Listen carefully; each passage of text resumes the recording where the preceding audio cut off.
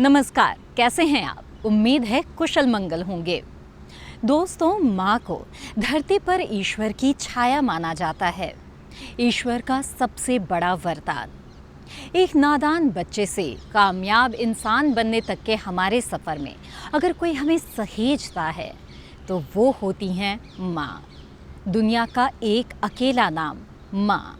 जी हाँ, माँ बनना दुनिया के सबसे सुखद भावनाओं में से एक है। इसलिए तो गर्भवती होने के साथ ही महिला का जीवन नई उमंगों से भरने लगता है, लेकिन उसे आने वाले दिनों की चिंता भी सताने लगती है। इन्हीं चिंताओं को दूर करने और सुरक्षित मातृत्व के एहसास को पूरा करने के लिए हम हाजिर हैं। जी हाँ, हमारा आज का ये कार्यक्रम आपको बताएगा हर उस चीज़ के बारे में जो गर्भावस्था के दौरान आपको परेशान कर सकती है।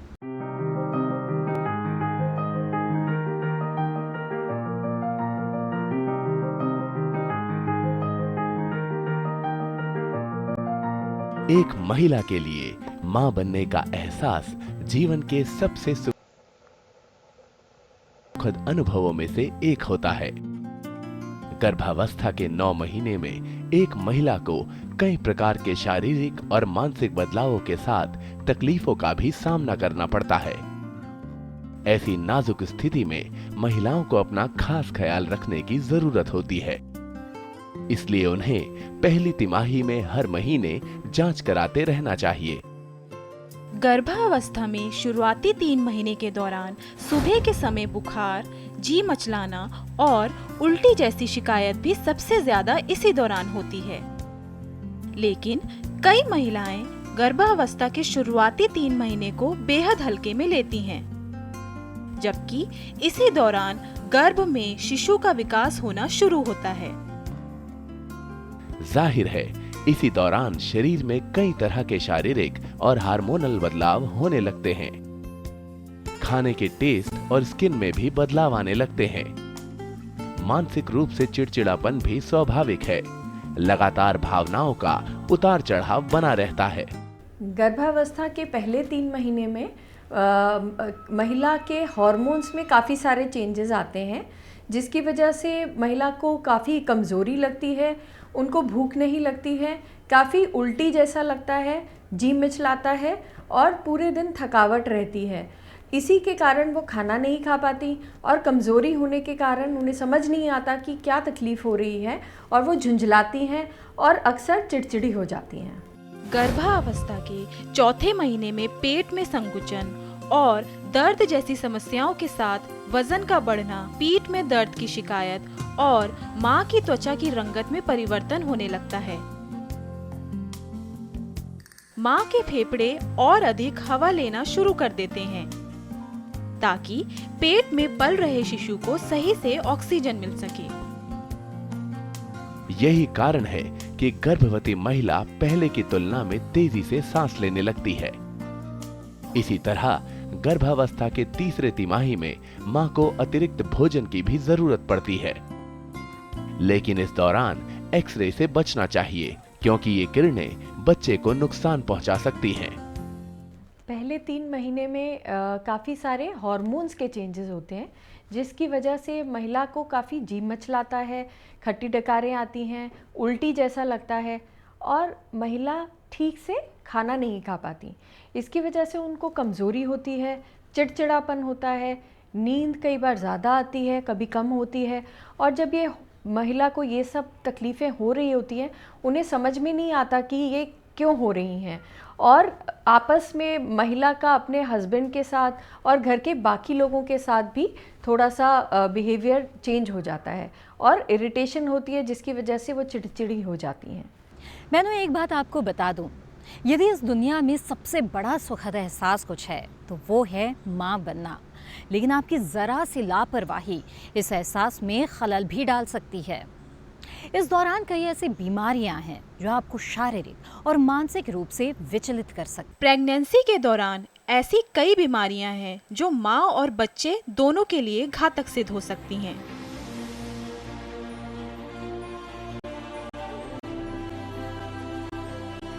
तनाव भी ऐसी ही एक बीमारी है। गर्भावस्था की शुरुआत में कई कारणों के चलते कई महिलाएं तनाव में रहने लगती हैं, जिससे बच्चे की सेहत पर बुरा असर पड़ता है। गर्भवती महिलाओं में होने वाला हार्मोनल और शारीरिक बदलाव भी उनके तनाव का कारण बनता है। साथ ही जिस महिला को पहले से ही तनाव की बीमारी हो, उसके लिए खतरे कई गुना अधिक बढ़ जाते हैं।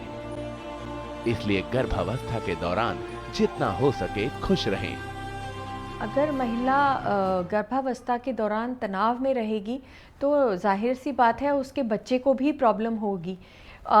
तनाव में रहने से माँ का ब्लड प्रेशर बढ़ सकता है, माँ के अंदर हार्मोनल चेंजेस हो रहे हैं जिसकी वजह से कई बार उनको डिप्रेशन होता है, एंग्जाइटी होती है, चिड़चिड़ापन ज़्यादा हो जाता है। ब्लड प्रेशर बढ़ने के कारण उनको बहुत सारी तकलीफ़ें हो सकती हैं जो कि किडनी पे, हार्ट पे अलग अलग असर करते हैं। बच्चे को जो खून जा रहा है आल नाल की थ्रू, जिसको हम प्लेसेंटा कहते हैं, वो भी कम हो जाता है और बच्चे की ग्रोथ पे बहुत फ़र्क पड़ता है। बच्चा IUGR यानी कि काफ़ी कमज़ोर हो सकता है। तो कोशिश करनी चाहिए इस समय सभी को कि महिला खुश रहे, उसकी छोटी छोटी तकलीफ़ों का ध्यान रखा जाए और उसकी खान पान का विशेष ध्यान रखा जाए। इसके अलावा थायराइड का खतरा प्रेगनेंसी के पहले 3 महीने ज्यादा होता है। इस बीमारी के कारण बच्चे के शारीरिक और मानसिक विकास पर भी असर पड़ता है। अगर महिला को पहले से ही थायराइड होने की जानकारी है तो उन्हें गर्भाधारण करने से पहले अवश्य जांच करानी ही चाहिए, ताकि होने वाले बच्चे और गर्भवती महिला भी सुरक्षित रह सके। थायराइड की समस्या आजकल हमारे देश में बहुत ज़्यादा देखी जा रही है और मैं तो यही कहूँगी कि थायराइड की अगर किसी को प्रॉब्लम है तो वो चीज़ पूरी ठीक कर कर ही महिला कंसीव करें, क्योंकि थायराइड की प्रॉब्लम होने के कारण कई बार गर्भपात हो जाते हैं। अगर बच्चा होता है तो उसको काफ़ी सारी IQ लेवल, जो उनका दिमागी इंटेलिजेंस है, वो कम हो सकती है। उसके कारण बच्चे के अंदर काफ़ी अंदरूनी खराबियाँ आ सकती हैं, मेंटल रिटार्डेशन हो सकता है, तो और ब्लड प्रेशर की प्रॉब्लम भी काफ़ी होती है। बच्चे को इन्हीं सभी चीज़ों से बचाने के लिए ज़रूरी है कि माँ थायराइड के लिए जल्दी जल्दी जांचें कराएं। वैसे हम 6 हफ्ते में ये जांच कराते हैं थायराइड टेस्ट की, लेकिन जिनको थायराइड की बीमारी है वो अपना संपर्क महिला डॉक्टर के साथ और फिजिशियन के साथ रखें और 3 से 4 हफ्ते के बीच जल्दी जल्दी थायराइड की जांच करा के अपना डोज का कंट्रोल रखें। डायबिटीज एक आनुवांशिक बीमारी है, इसलिए इसका खतरा मां से बच्चे को भी हो सकता है। इसलिए गर्भधारण से पहले डायबिटीज का चेकअप जरूर कराना चाहिए। इसके अलावा haemoglobin, calcium, blood sugar, urine और HIV आदि के टेस्ट भी जरूर कराने चाहिए। यदि टेस्ट पॉजिटिव होता है तो डॉक्टर की देखरेख में ही गर्भधारण करें।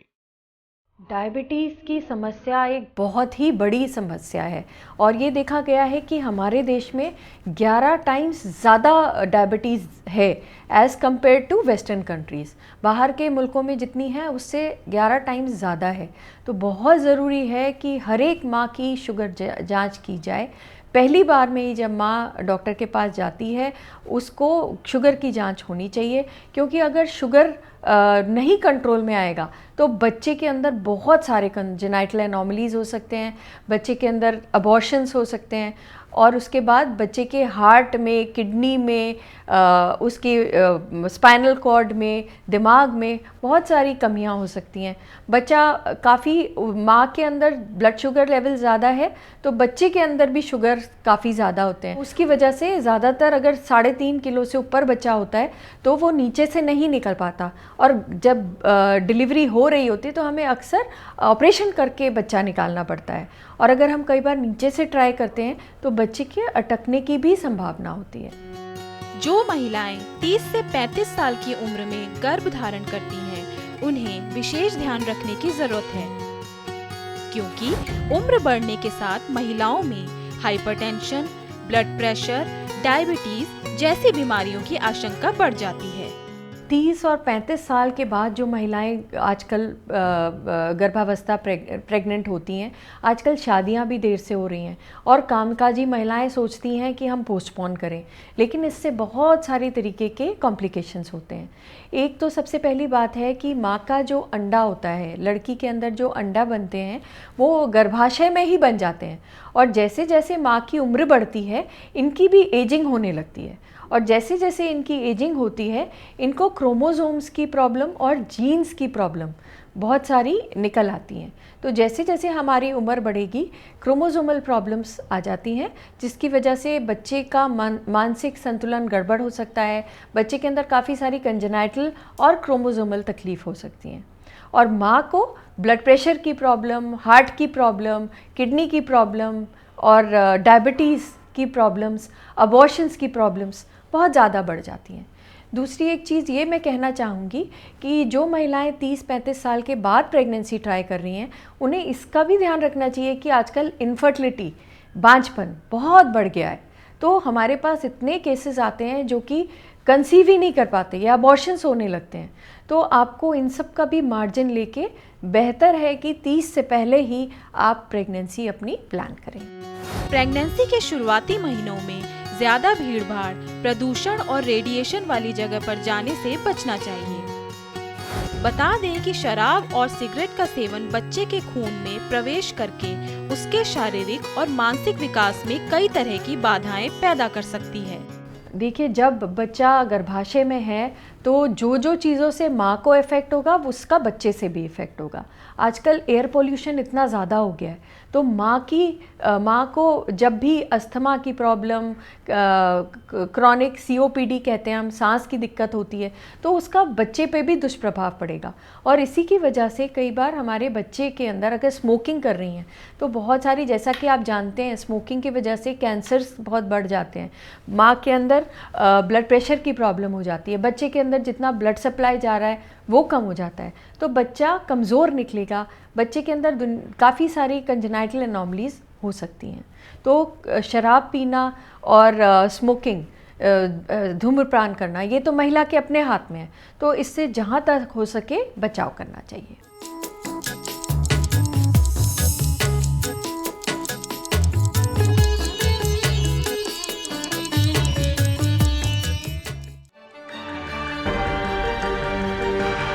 कहाँ चलेगी शीतलहर,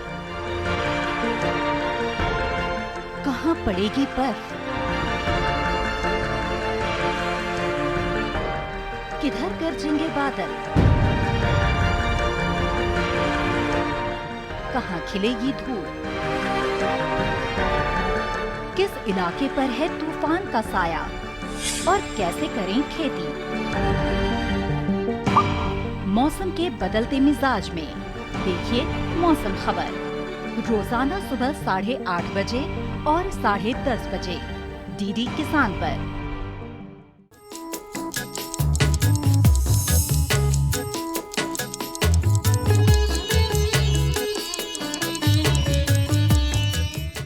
क्या आप जानते हैं, गर्भावस्था के समय यदि माँ की सही तरीके से देखभाल न की जाए तो क्या होता है?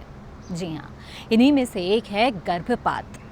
इससे बचाव के लिए गर्भधारण से पहले ही सभी ज़रूरी जांच करा लेनी चाहिए ताकि गर्भपात की संभावना से बचा जा सके, क्योंकि सचमुच एक महिला के लिए माँ बनना जितना अद्भुत एहसास होता है उतना ही कष्टकारी होता है गर्भपात।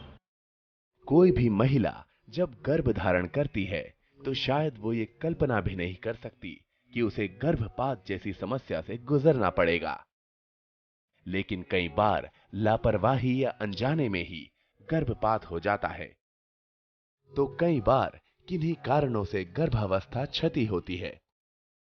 गर्भावस्था की शुरुआत में गर्भपात आमतौर पर तब होता है जब शिशु सही तरीके से विकसित नहीं हो रहा हो। ऐसे में रक्तस्राव निरंतर बढ़ता जाता है। वैसे तो प्रेगनेंसी के दौरान ब्लीडिंग सामान्य बात है, लेकिन यदि पहली तिमाही में ज्यादा रक्तस्राव हो जाए तो गर्भपात होने की संभावना बढ़ जाती है। ये देखा गया है कि करीब 15% प्रेगनेंसी गर्भावस्था में जो होती हैं वो अबॉर्शन हो जाते हैं। तो इसके अनेक कारण हैं।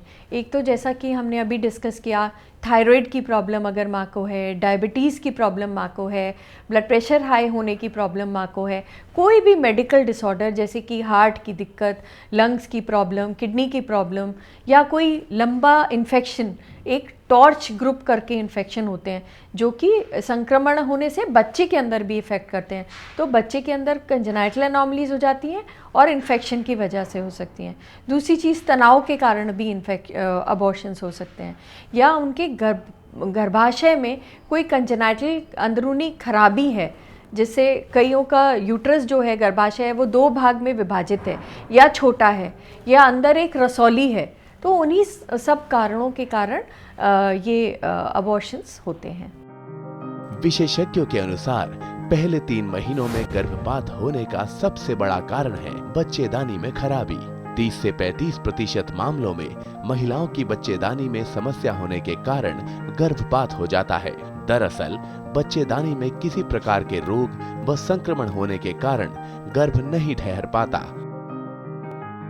किसी प्रकार की शारीरिक कमी के कारण गर्भ धारण करने की क्षमता में कमी भी कई बार गर्भपात का कारण बनती है। गर्भपात के लिए जो रोग मुख्य रूप से जिम्मेदार हैं, उनमें मधुमेह, उपदंश, क्रॉनिक नेफ्राइटिस, गुर्दे में खराबी, हाई ब्लड प्रेशर, बच्चेदानी में रसौली और अनीमिया या पोषण की कमी आदि प्रमुख होते हैं। पहले 3 महीनों में कई बार जहरीली गैस, कीटनाशक के संपर्क में आने या रेडिएशन के कारण भी मिसकैरेज होता है। इन सब के अलावा गर्भपात के कारणों में शराब का सेवन, सिगरेट पीना या नशीली दवाओं का सेवन भी मुख्य है। ये मैंने आपको जितनी चीज़ें बताई, ये सब मिसकैरेज होने के चांसेस इन सभी चीज़ों से बढ़ते हैं।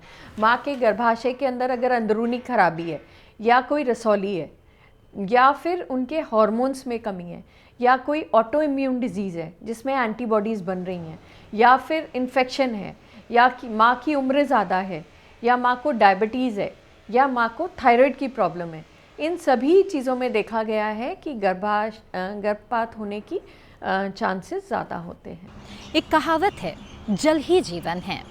एक गर्भवती महिला की दिनचर्या में तो पानी का महत्व और भी बढ़ जाता है, क्योंकि बच्चा जिस गर्भ में पल रहा होता है वो भी द्रव्य से भरा रहता है और माँ के दूध के लिए भी ये अत्यंत आवश्यक है। तो आइए जानते हैं एक स्वस्थ माँ और बच्चे के लिए पानी का क्या महत्व है। गर्भावस्था में पानी माँ और बच्चा दोनों के सुरक्षित स्वास्थ्य के लिए बेहद महत्वपूर्ण है। पानी जहाँ ब्लड सेल्स के विकास में मददगार होता है, वहीं ये माँ के दूध के लिए भी जरूरी है। गर्भावस्था के समय पर्याप्त मात्रा में पानी पीने पर बच्चे को डिहाइड्रेशन का खतरा नहीं रहता है। प्रेगनेंसी के दौरान कम पानी पीने वाली महिलाओं की डिलीवरी में समस्या हो सकती है। वहीं स्तनपान में दिक्कत, सिर में दर्द, मिचली, हाथ पैर में सूजन और चक्कर आने जैसी परेशानियों का भी सामना करना पड़ सकता है। इसलिए डॉक्टर की सलाह अनुसार पर्याप्त मात्रा में पानी पीना चाहिए ताकि शिशु और माँ दोनों स्वस्थ रह सकें। जितना अच्छा पानी का संतुलन रहेगा गर्भाशय में, जितना अच्छा एमनियोटिक फ्लूइड रहेगा, बच्चा उतना ही तंदुरुस्त रहेगा। तो ज़रूरी है कि माँ करीब 3-4 लीटर पानी पिए, गर्मियों में और भी ज़्यादा पिए। और अगर अल्ट्रासाउंड पे डॉक्टर आपको बताए कि आपको पानी की कमी है, तो इसमें कई बार क्या होता है, अम्बिलिकल कॉर्ड होती है, तो जिससे माँ और बच्चा जुड़ा हुआ होता है। तो अगर पानी कम होगा तो वो प्रेस हो सकती है और बच्चे की धड़कन कम हो सकती है, बच्चे की जान का खतरा हो सकता है। तो इन महिलाओं को हम एडवाइस करते हैं कि लेफ़्ट साइड को करवट लेके लेटें और खूब सारा पानी पिएं। उससे इनको इन्फेक्शन होने के भी चांसेस कम रहते हैं और बच्चे को ब्लड सप्लाई और एमनियोटिक फ्लूइड अच्छा रहता है। अगर हम आहार की बात करें तो शुरुआती 3 महीनों में प्रोटीन, कैल्शियम और आयरन से भरपूर चीजें ज्यादा खानी चाहिए। बच्चे के दिल, नसों और मांसपेशियों का विकास कैल्शियम पर निर्भर करता है। ज्यादातर भारतीय गर्भवती महिलाओं में प्रोटीन की कमी होती है। इसलिए फल और हरी पत्तेदार सब्जियां भी खूब खाएं।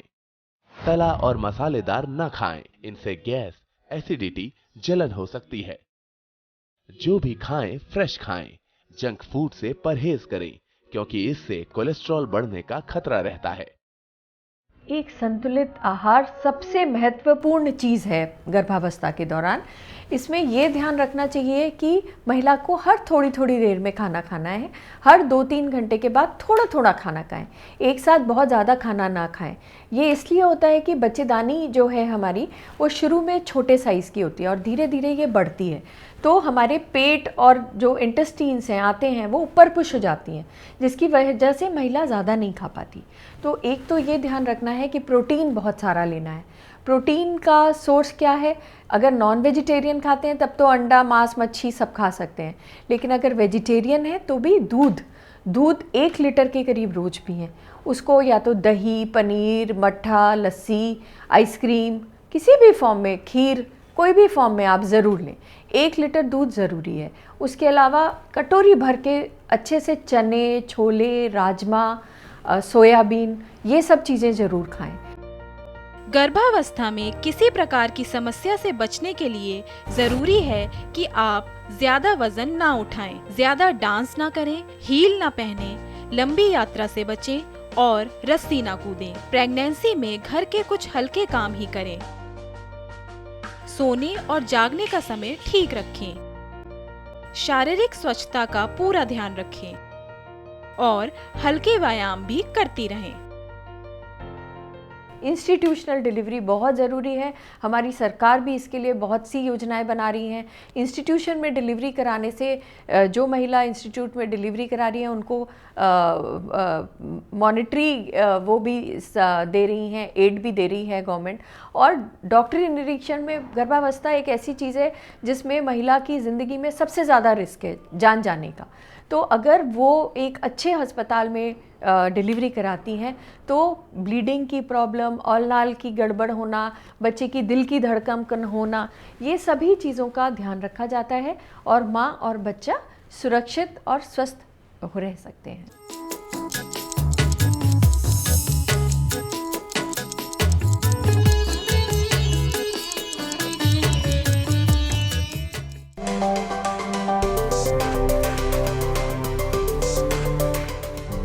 मंडियों का हाल,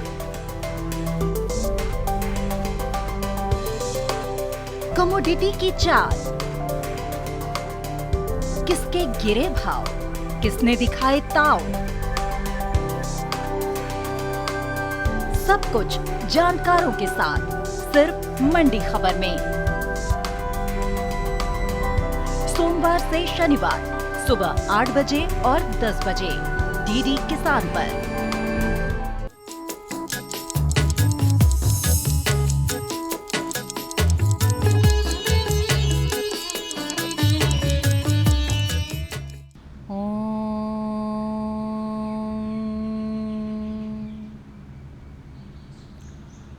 और अब योग, यानी जीवन का एक ऐसा जोड़ जो न सिर्फ हमें शारीरिक तौर पर स्वस्थ रखता है बल्कि हम मानसिक रूप से भी भले चंगे रहते हैं। तो चले योग की ओर। वातक्रम कपालभाति के लिए सीधे हाथ की प्राणायाम मुद्रा, नाक पर ले जाएं ऐसे। जल्दी जल्दी श्वास को भरना है और दूसरी नाक से निकालना है। तो स्टार्ट करेंगे लेफ्ट से श्वास निकाला, लेफ्ट से भरा, लेफ्ट को बंद किया, राइट से निकाल दिया, राइट से भरा और लेफ्ट से निकाल दिया। तो बार बार ऐसे ही करते रहेंगे।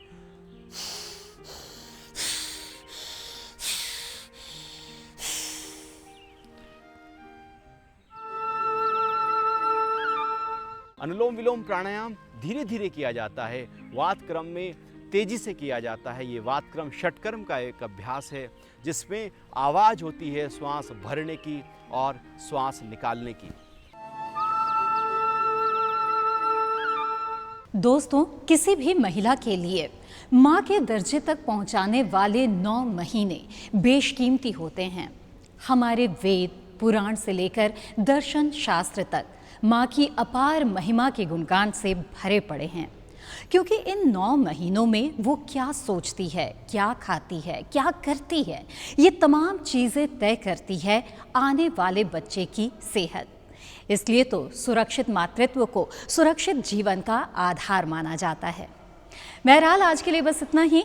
अगले हफ्ते फिर आपसे मिलेंगे। आप अपने और अपने प्रियजनों का ख्याल रखें ताकि मैं आपसे पूछ सकूं कैसे हैं आप। नमस्कार।